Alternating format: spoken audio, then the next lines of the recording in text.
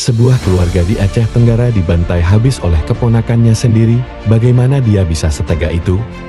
Simak kisah tragis ini sampai akhir. Alasannya bikin semua orang tercengang.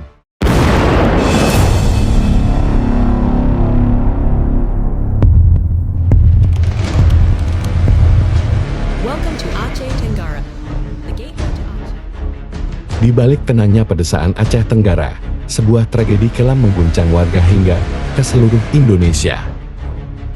Pembunuhan berencana yang menewaskan 5 orang dalam satu keluarga, termasuk anak-anak, menjadi catatan hitam yang sulit dilupakan. Inilah kisah kelam Ardian Syahputra, pria berusia 21 tahun, yang tega menghabisi darah dagingnya sendiri demi menuntaskan dendam masa lalu. Kejadian ini terjadi di Desa Uning Sigugur, Kecamatan Babun Rahmat, Aceh Tenggara. Ardian Syahputra, pemuda yang masih memiliki hubungan keluarga dekat dengan para korban, datang ke rumah pamannya dengan membawa parang tajam.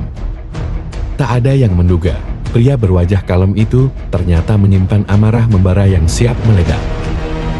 Senin, 16 Juni tahun 2025, sekitar pukul 10 pagi, Ardian tiba di rumah keluarga korban.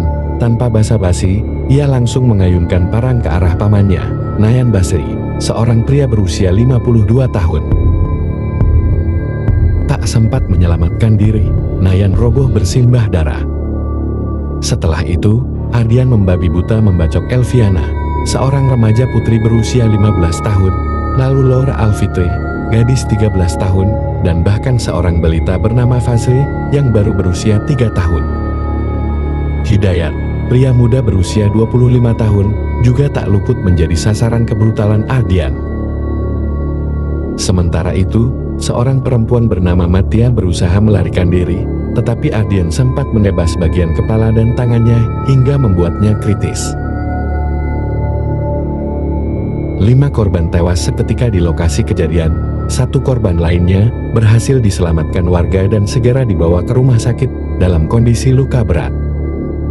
Jeritan para korban menggema di seantero kampung. Warga yang mendengar langsung berhamburan mendatangi rumah, namun ketakutan melihat Ardian masih memegang parang yang berlumuran darah.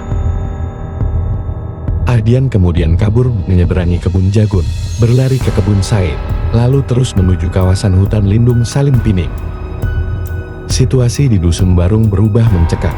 Banyak warga trauma dan memilih mengungsi ke rumah kerabat, khawatir Ardian akan kembali dan menyerang siapa saja. Ardian berhasil bersembunyi di hutan lebat selama 8 hari penuh. Ia berpindah-pindah lokasi, bertahan hidup dengan memakan buah pisang hutan, kelapa muda, dan minum air sungai.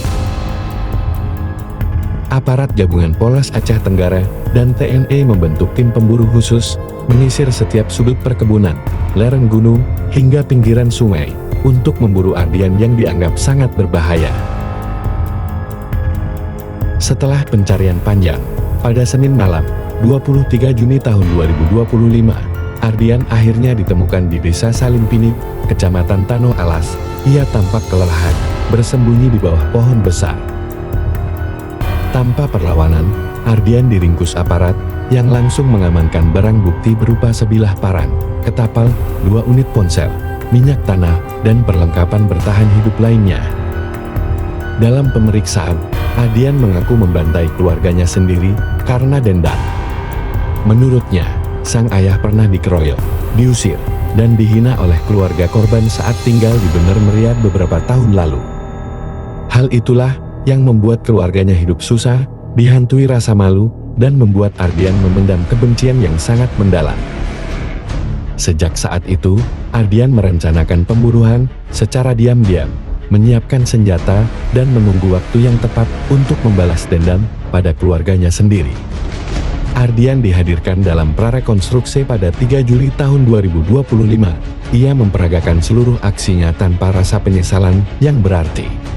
Polisi menyebut ada 17 adegan yang diperagakan, mulai dari mempersiapkan parang, menyerang korban, hingga melarikan diri ke hutan. Ardian dijerat pasal 340 KUHP tentang pembunuhan berencana dengan ancaman hukuman mati atau penjara seumur hidup, ditambah pasal perlindungan anak, karena sebagian besar korbannya masih di bawah umur. Desa Uning Sigugur berubah menjadi desa duka. Banyak warga ketakutan, terutama anak-anak yang trauma menyaksikan keluarga mereka dibantai. Pihak pemerintah daerah bersama tokoh agama kemudian melakukan doa bersama dan memberikan trauma healing bagi keluarga besar korban agar perlahan bangkit dari musibah ini. Semoga keadilan ditegakkan dan para korban mendapat tempat terbaik di sisi Tuhan Yang Maha Esa. Kami serangkai kisah. Sampai jumpa di kisah nyata kriminal berikutnya. Tetap waspada dan jangan lupa ambil pelajaran dari setiap tragedi.